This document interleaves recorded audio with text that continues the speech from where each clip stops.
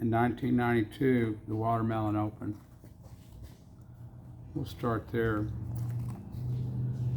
All right, after the Hatteras, Les decided he needed more boat. Although we very rarely took any passengers other than his immediate family. And he had a friend, Tad and Sheila Harris, that they were childhood friends from Comfort, Texas. That's where Les is from. I've got some friends there in Comfort. Yeah. And of course, when you come from Comfort, Texas, you know, have and become a successful business person such as he, you know, your life is going to be enriched by your wealth, of course, but by the toys you can have. That helps too. I think EDS was Learjet's number 2 customer back then. So we ended up getting a 65-foot Donzi. A 65-foot Donzi. And Lupe Sanchez and I were assigned to Fort Lauderdale. So y'all take this big boat from here. We took the Hatteras down to Florida, and we traded it in for the Donzi.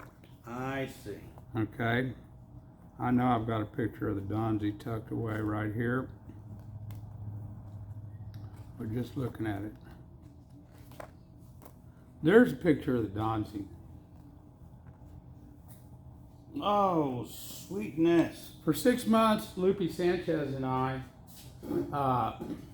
drove from, I think it was Hollywood. We had a condo.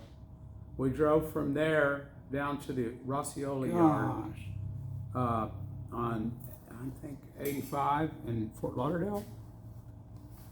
That boat would still bring a fortune today. Well, yeah. And we put a fortune into it. Completely took the tower off right away. And, you know, new pipe welder's tower, new paint job, new amenities. And Lupe Sanchez and I spent our 6 months by starting in the engine room and just overseeing the project. We were supposed to be done in like April or May. Of course, the deadline extended all the way till mid-June. So by the time we got the boat to Texas, and we had plans to fish the Poco Bueno tournament in Port O'Connor, Texas that year. I had dreamed of fishing that tournament. It was 91, and I had started sport fishing in 79, and that's all I heard about was Poco Bueno, you know. That's the big money tournament. So it was a dream for me. Well, we got the boat here and only had one opportunity to fish the Donzi and, you know, do a little sea trial. Well, the first time we went out that year, well, it was mid-June, I guess, or late June, 4th of July, maybe, because Poco is just 2 weeks later. By 8:30 in the morning, we tagged and released a blue marlin. Okay. And that was the first blue that was caught in a club that year, you know, that was released. So we thought, well, that's a good sign. A lot of people give boats the credit for the way their sound is set up. The sound of the hull going through the water, the sound of the diesels, whether they're Detroits I've heard that. You know, or 4-stroke diesels, and you know that's the way it goes. We thought, well, that's good deal, you know, and at least we can say we'd caught a fish on that boat. So we go to Poco Bueno, and another Donzi was parked there. He was at Roscioli's while we were there. Mike Butler and Kevin Dearman. Mike Butler has died way before he should have. I forget what the specifics were. Kevin Dearman went on to stay in the private yachting industry and has the state record blue marlin now. Wow. At 9-something that he caught. Texas, interestingly enough, is the only state on the Gulf that doesn't have a 1,000 pound plus blue marlin. Really? Yeah. Interesting. So Mike Butler and I had a pretty good relationship, being as how we worked in the same next to each other in stalls, whether we were in the paint shack or wherever we were at Rossioli's for that 6-month period. He wanted to know where I would go, and I really didn't fish that much up in that area, so I set my sights on Colt 45, which is, you know, if you go triangulate from any spot on the Texas coast, it's not like it's offshore of any specific particular place. True. You know? True. And it was about 140 or so miles. So it's like the pivot point of that whole curve. Yeah. So we went there, Butler went there, and it was, you know, once daylight showed up, you know, 265 Donzies hauling ass down to Colt 45. Well, we get set up about 10 miles from the rock, get our spread set up, start looking the water, looking for bait, and we get close to Colt, and we're hooked up. We're hooked up to a good fish. The fish was pushing 300.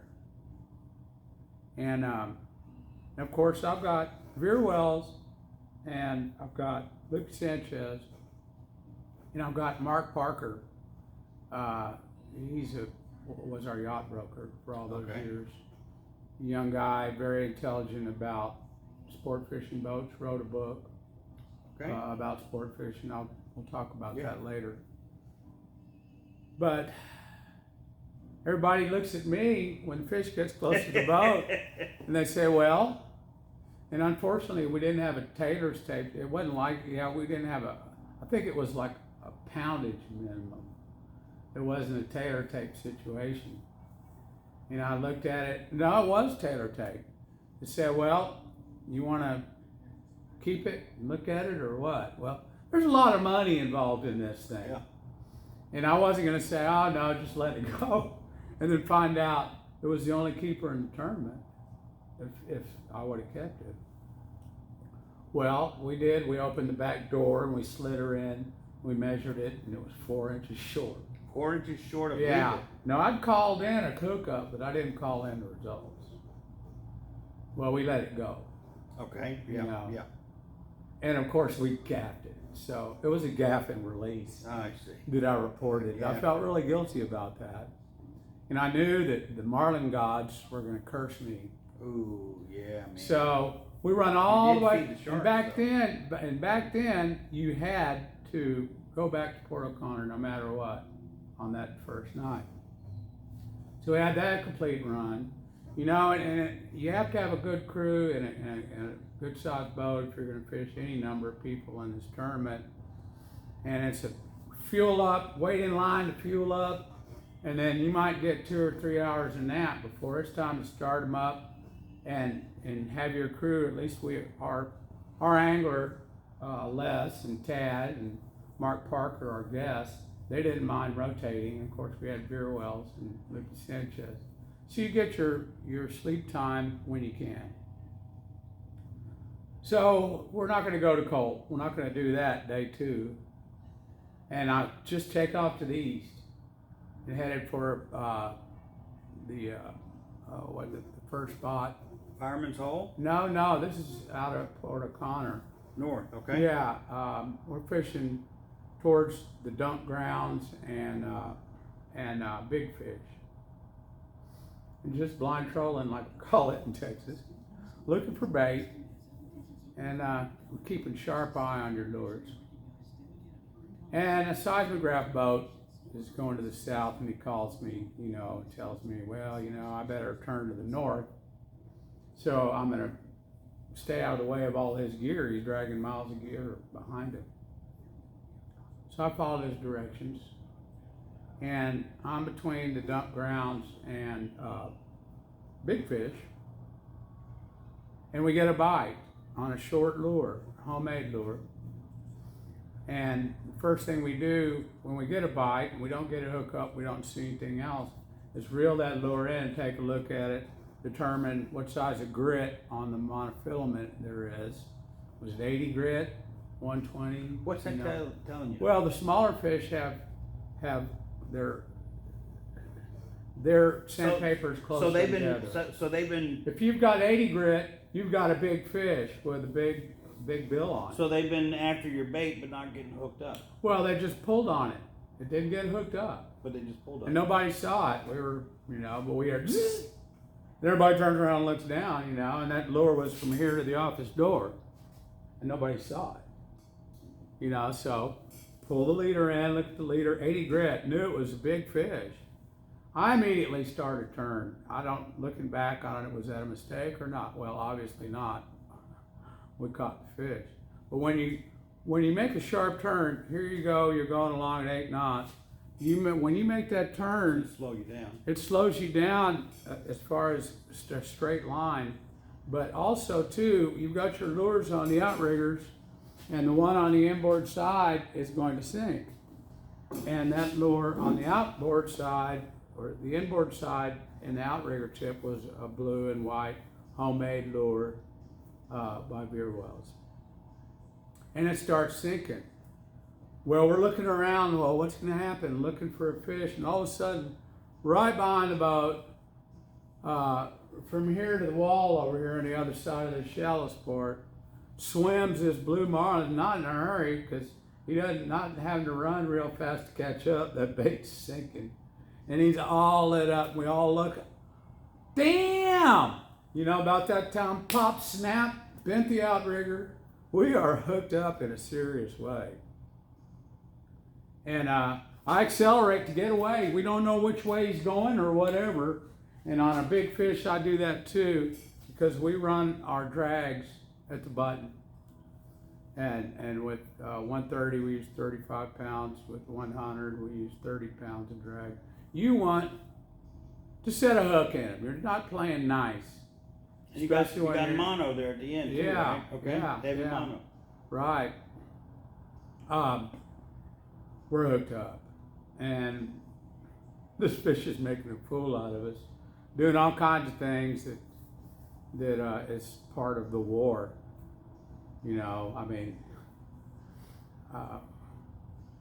When you're fighting, when you're fishing big money tournaments and kill tournaments, it does turn into a war, and you got to be prepared. Well, about the second time we're getting dumped, I looked down to the back deck, and I looked at Veer Wells, and I looked at Mark Parker, and Lupe Sanchez. I said, man, we're going to have to turn around on this fish. We are going to have to put the big turnaround on him. I don't know if I've got that Donzie picture. Where did I put it? Here it is. There's a Murray Brothers fighting chair on the back deck. And it's set up with a pedestal that's like at a 40-degree angle and then cocked up.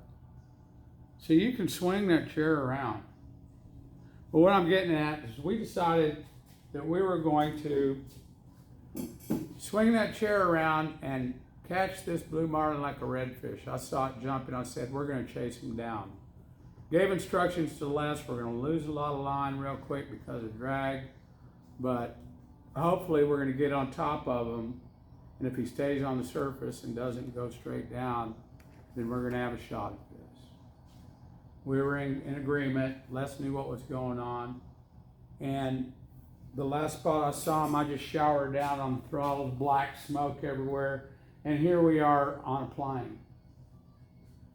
The only boat that saw us out there later, the Sundoll, a big ocean yacht, he walked up to me and afterwards, at the tournament at the awards banquet, he goes, man, I've never seen anybody do that before. And I was proud as if it was a genius. It was just like, if you've got a big redfish, well, if you turn around and chase him. Yeah, if you have, because you don't, a smaller boat or not very many, I'm not comfortable backing down on a fish. I'll chase him down before I back him. Right. Otherwise, the back end would be pointing like the front of the boat. Well, it's when you're looking back, that is your bow. You transverse, that's not, if you're going that way, it's just like on an oil field boat. When you change stations, wherever you're at. So I get to where I think I was seeing the fish jump last. It was probably several hundred yards. Line is just whizzing off of that He's still 130 down there. No, as soon as we slow down where I last saw him jumping, we've got nothing on. Unless it's down there level winding and reeling in all this slack lines and keep it tight.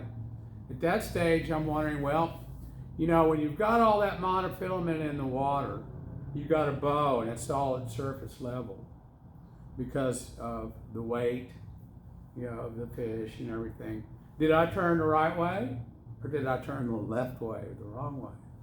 Did I run over the line? Because you don't know. Million thoughts. Because you don't have million thoughts. The rod's not bent, you know. There's no pressure on the line, and you couldn't have put a 10-penny nail up my you know where.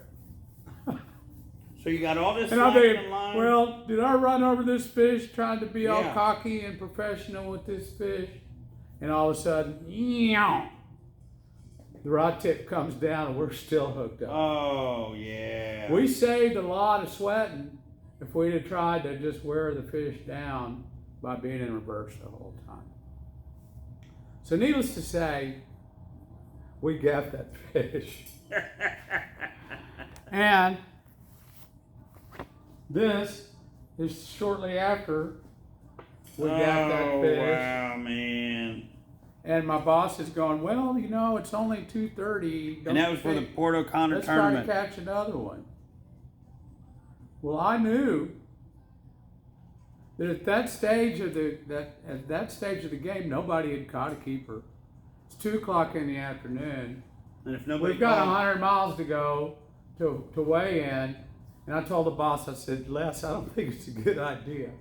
And my whole crew, I mean, we've got money. What if you lose your training on the way in?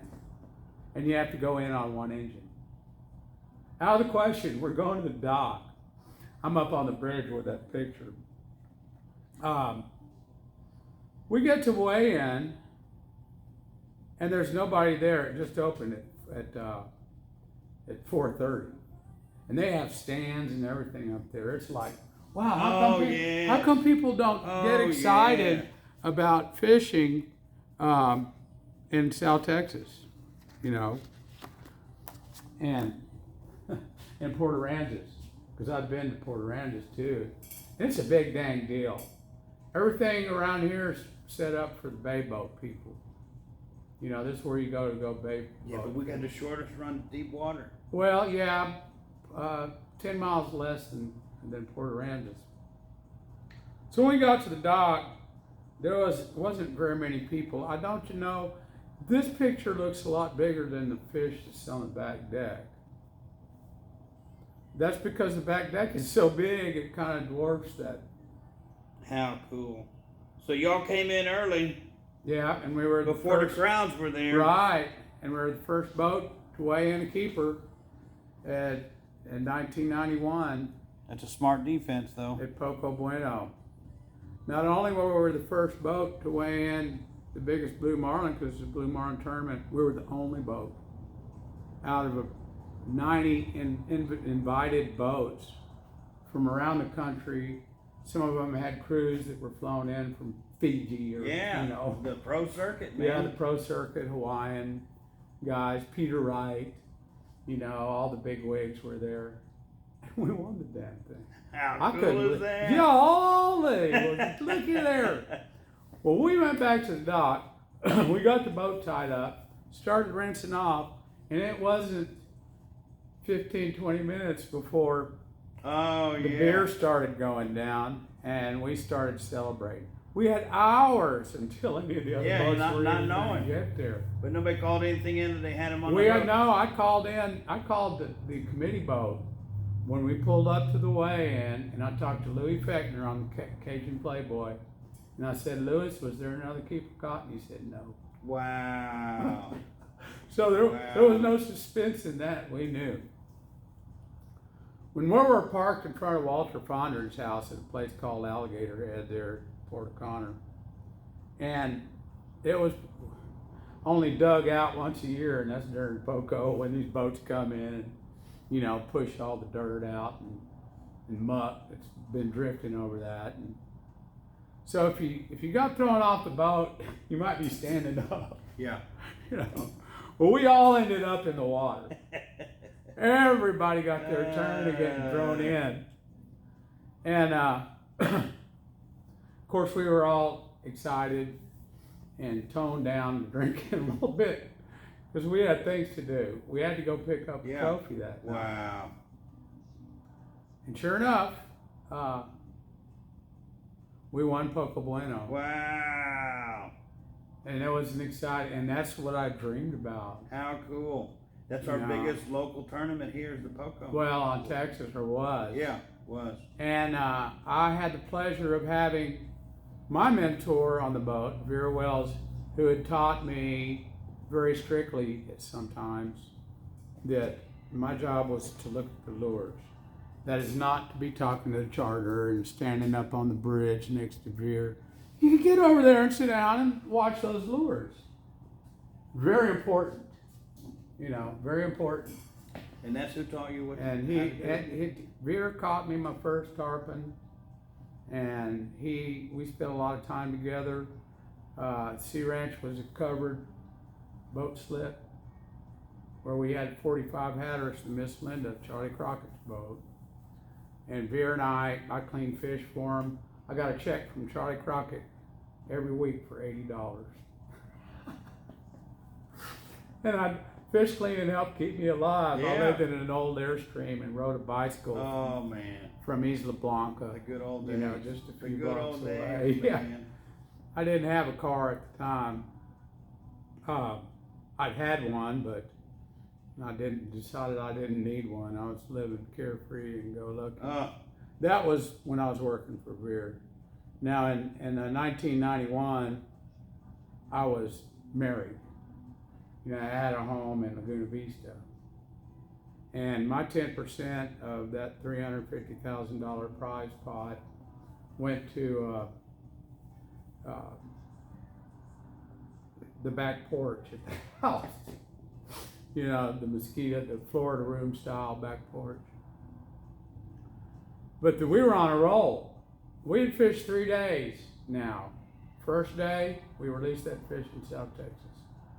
First day of Poco, we released that fish over here at Cole. And third day, we caught the winner at Poco Bueno.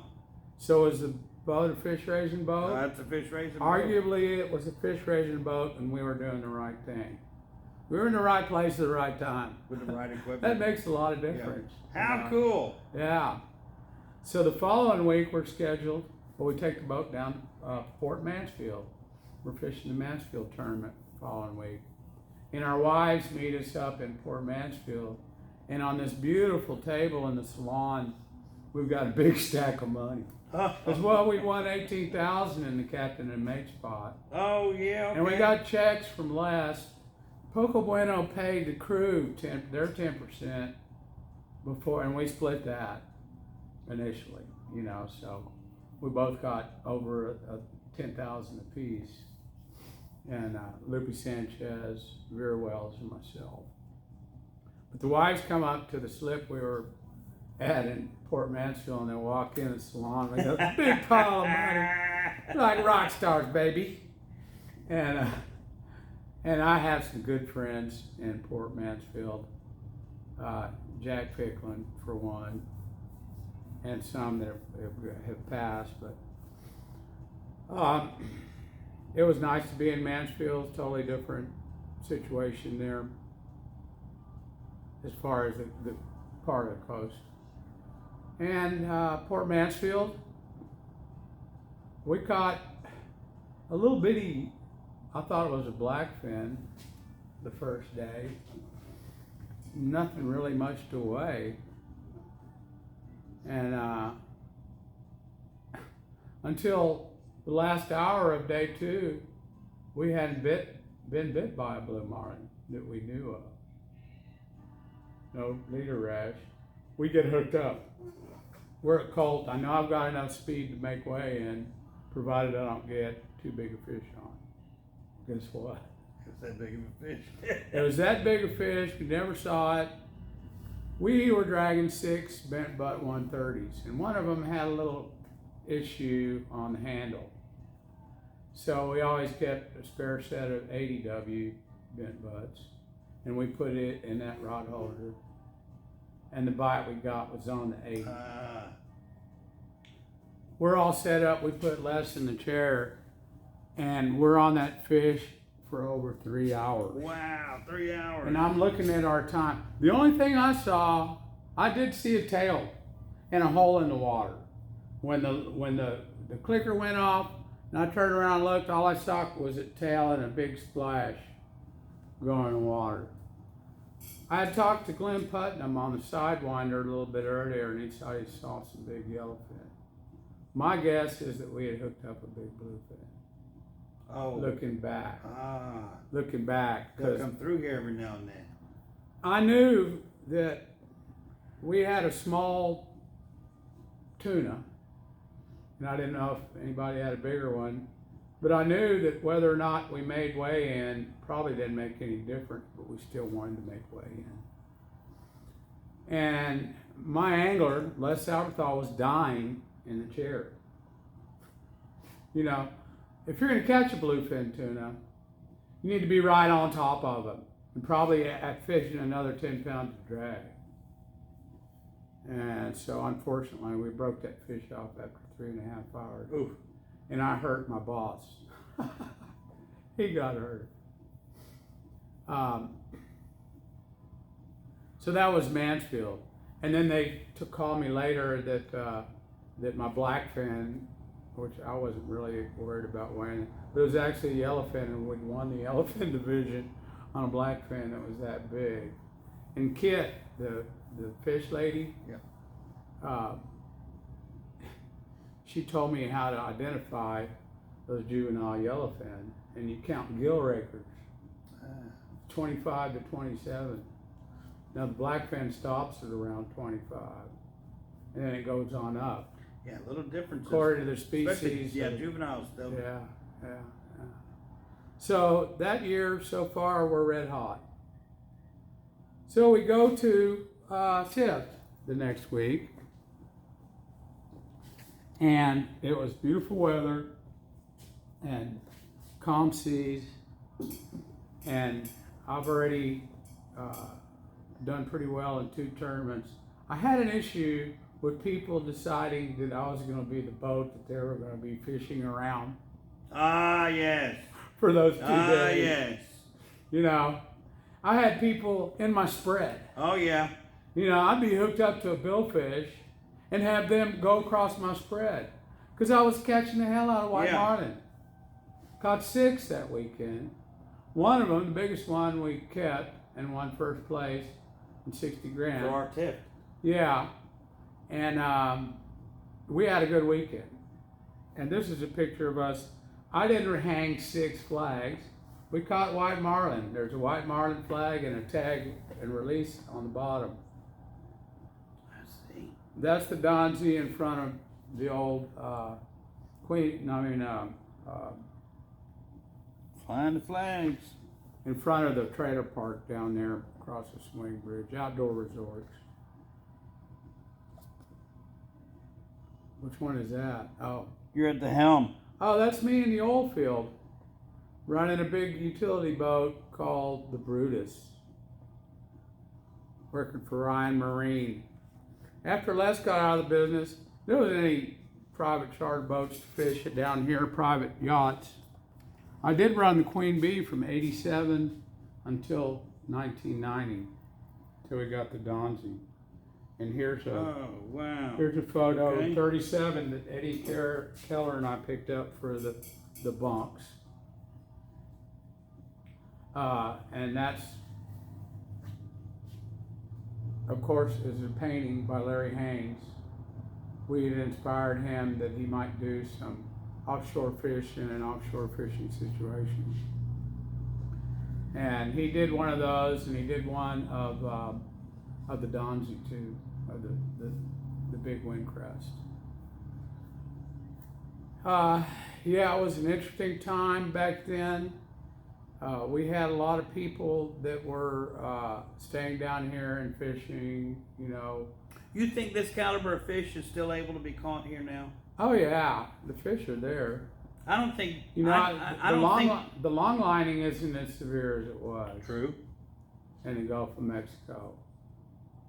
And you know, you figure when you're going fishing all day, trolling, you take the diameter of your spread, how long it is. You're just a thin line on that chart. That's all the territory you cover. That's it. If you compressed all of that, you'd realize that you're not covering that much territory. Well, I can't wait to get into the hows. Now we've talked about what you've done.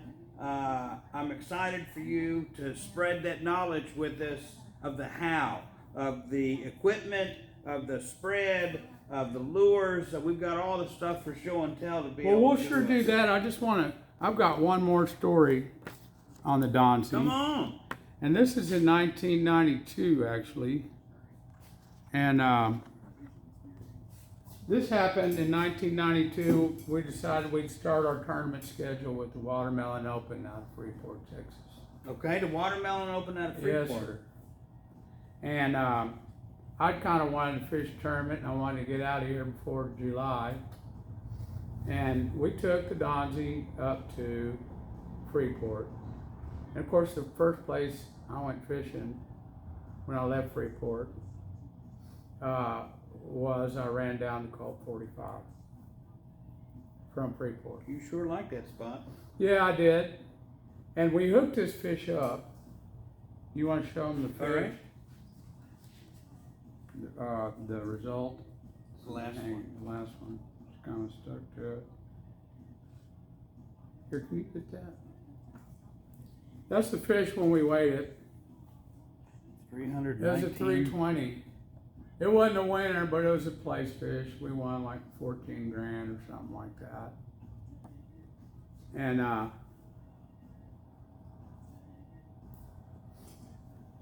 And a big story about that fish was I decided, it was during a club tournament also.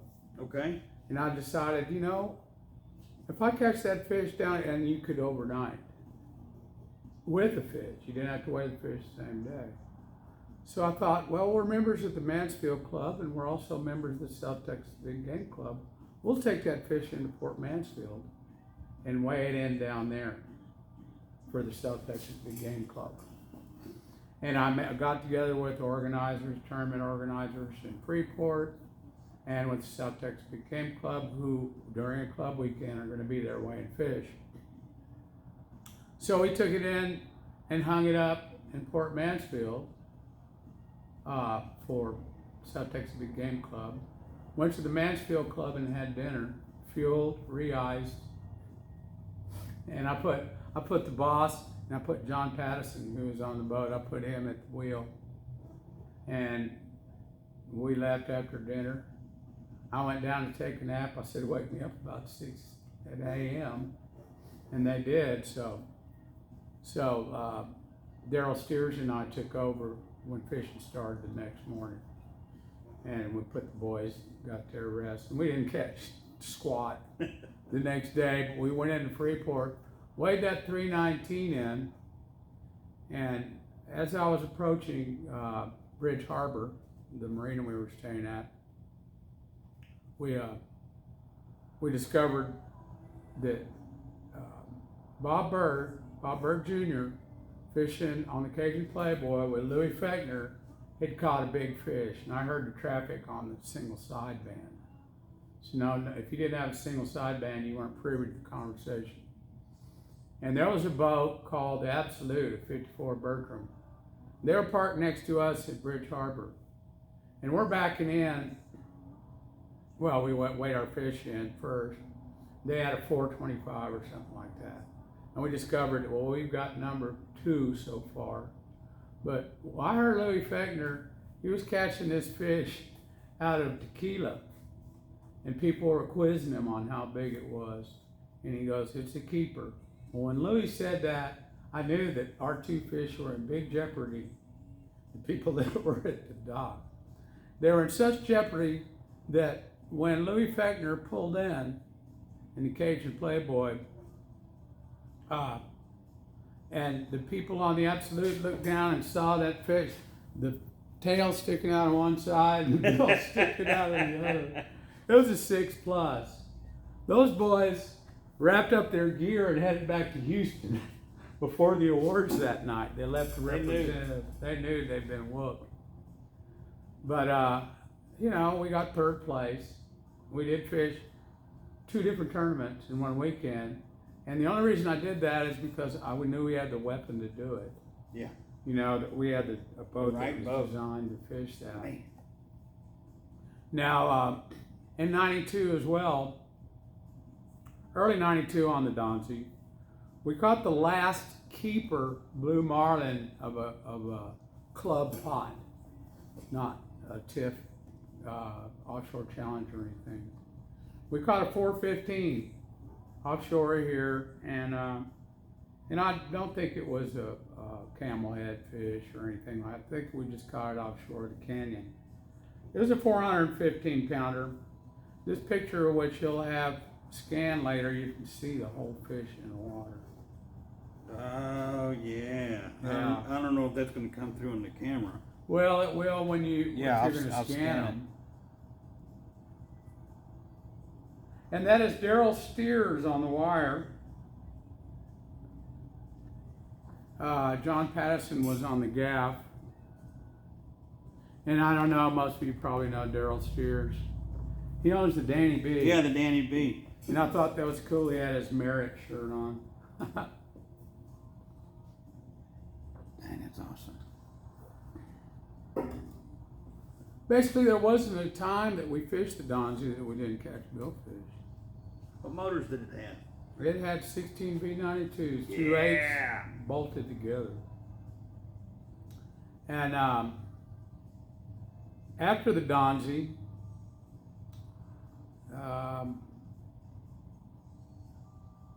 Les, for personal reasons, had to get rid of the Donzie for a while. And of course, I kept odd jobs doing all kinds of things and take care of other boats, like, you know, just for clients and for doing private on the side boat work. He bought a condo at Portugal Marina, and he said, we'll have another boat for you in about 8 months. So I stayed busy. He was paying rent, my bills, and sending me $100 a week. But we flew to West Palm Beach. Oh. And we found this boat. This is a picture from Portugal Marina. Windcrest. And that was in 1997. Or 1993 we got that boat. We had it from 93 to 97. Great picture, Elma Arredondo, my ex-girlfriend and great friend still.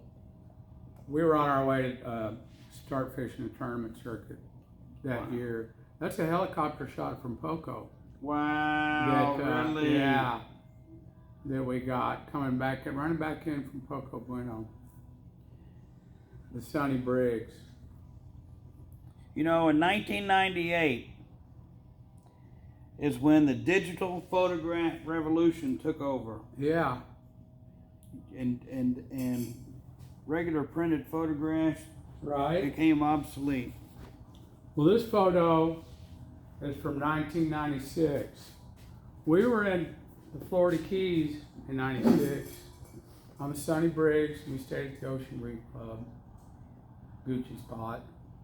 And we were there because EDS participates with a lot of other big organizations sponsoring the Jason Project, which is an educational research project they do once a year from a different location. That particular year, they were exploring a 1,000 fathom curve down around Key Largo, where they also had an aqua lab, people living in not that deep water, you know, but in a reef habitat. And the first time they utilized the Sunny Briggs, I was called to pick up my boss, Les Alberthal, the CEO of EDS, Eastman Kodak, the CEO of Sprint, and Bob Bird, of all people. My assignment, should he decide to take it, of course I took it. So I went out and I stood by, waiting for the submarine to pop up. And there was a mothership there, the Caroline Schwest, the Schwest fleet, the Cajun Navy, and they were directing me to stay in my present position and keep 2,000 feet away from the submarine. And here it came, it popped up. It's called NR-1. It was a nuclear research submarine that had been recently declassified. It was an orange hull, what you could see of it, and a big plexiglass top on top of the tower. Right there in the open water? Yeah. Wow. Yeah, with the beach inside. And Caroline Schwest sent a tender over there to pick them up and transfer them to Sunny Briggs. And so that was an exciting part of the trip. Man. And exciting too is we got to learn how to Florida sailfish live ballyhoo. First trick is you got to catch them. You don't just keep ballyhoo overnight. They're only good for a few hours live. Really? Okay. Yeah. So there's a whole art on catching ballyhoo. You go to the brown spots, shallow. You catch chum bags. You have menhaden oil. And you better know how to throw that big net. Okay, It's 11 foot. No, I can't show you. All right. I haven't done it in so long. I almost went in the water. Part of it, putting a part of it in your teeth. And one time I threw it, and I didn't let go of the net. And I followed it in the water. At Ocean Reef Club, I was throwing it mullet, which mullet is the bait of least resistance. It's not as hard to catch them, and all you get is toothy critter bites. So anyway, I knew that the course of the Jason project, we'd have the bring boat back to Texas. And I had just seen in Marlin Magazine or something advertising about the Texaco Hemingway Billfish Classic. I'd always heard about the Hemingway tournament, and of course I'm well-read, literate, educated somewhat. And I wanted to fish it, and I talked Les into, well, let's sign up for it. And we stashed our big tackle away in the boat after we'd been using 18-pound fin or Ahab spinning reels catching sailfish. We managed to catch a few on 18-pound line. And I couldn't wait to put that stuff away and break out all the reels and get going. And we went to fish the Hemingway, we fished the Marlin Division, it was tag and release. There was a lot of boats that I'd never seen and crews I never fished with, and a lot of styles I didn't know how the hell we were going to do. Mike Janowski used to run the bottom line, and he ran the Madam hooker operation when it was bought out from Jerry Dunaway. He had told Veer, because I flew Veer over there to bring the boat back with us, and I wanted him with us for the Hemingway, for us to go fish the dump grounds. The Navy with naval ordnance where they dumped, and it was 26 miles offshore. I couldn't believe people weren't out there fishing. Yeah, what a luxury. They were all fishing this 1,000-foot ridge at 17 miles offshore. So we took off. And those 3 days fishing that dump grounds was fantastic. First 2 days we had perfect weather. We released a blue on day one. Each day you go in and turn in a photograph. They give you 35 millimeter throwaways. Yeah. And they're numbered, so you can't cheat, And the first day, by day 2, there were 10 fish that had been caught blue marlin for the Marlin Division. We were one of the 10-way tie. On day 2, Paul Chaperone, who was our guest, Paul Chaperone was the character that was in Ken Follett's novel On Wings of Eagles. He was kidnapped during the hostage crisis and put in prison in downtown Tehran when Ross Perot was the big wig of EDS. Yeah, that made all that. Yeah, well, Ross didn't wait for the U.S. government or undercover operatives. Yeah, I vaguely He directly went in and got his own undercover operation going on. He broke Paul Chaperone out of prison and broke everybody else out of prison in downtown Tehran. And Chaperone went overland to Turkey. The book is fantastic. Okay, Wings of Eagles. So anyway, he caught a white marlin on day 2, which is very rare in Key West from what I had understood. Well, that broke the marlin tie. Ah, okay. So we won the Hemingway wow. in Key West in 96. And this is a poor photograph, but this is an etched glass that Gilbert Vela did for us. There's a copy of the glass trophies 96. that we were in 1996. And of course we did it on the Sunny Briggs. Well, Dave, I can't tell you how much I appreciate all this time. Well, the next time we do a made video, me so jealous. I'd love to have been a part of that. It's something else, you know. I was talking to Veer the other day. He and I both have grown older. We lost Ed Keller, unfortunately. And my ex-mate, Lupe Sanchez, is in Victoria, Texas. He's not fishing much anymore. His health has deteriorated. But you know, I think like we were talking about earlier, moments like these, and there's something magical about being out in that environment. That's right. And priceless moments. Veer and I were talking about, well, you know, how Eddie had gone and everything. We wished, well, if we're going to die real quick, heart attack. We both decided, talking with each other. Oh, and you got to show this picture of Ed Keller. This is Ed Keller. Yeah, on you know Ed, didn't you? Okay. You'd met Ed. You were out when he was still alive, I believe. This is a newspaper article back in the late 80s with Lupe and myself and one of the bunk boys. Watch out, you're going to tear into another story. We're going to have to put more film in the camera. What I wanted to say is we both decided that if we died today, we've done it. As you can see. We're if I die today, the stuff that I've been through in my life, the good, the bad, and the ugly, have been enriching, and I have been blessed by God to have made it through. Well, when I first had given a little sneak peek information that you were going to be doing an interview with me, I had all kinds of people saying they couldn't wait to be able to see it. Really? Yeah. Well, I appreciate that. The first video, though, I think it was for the best that it wound up getting... got canned. Yeah, that was... This is a picture of me on the bridge of the Sunny Briggs. Look at there, baby! Before we lost it.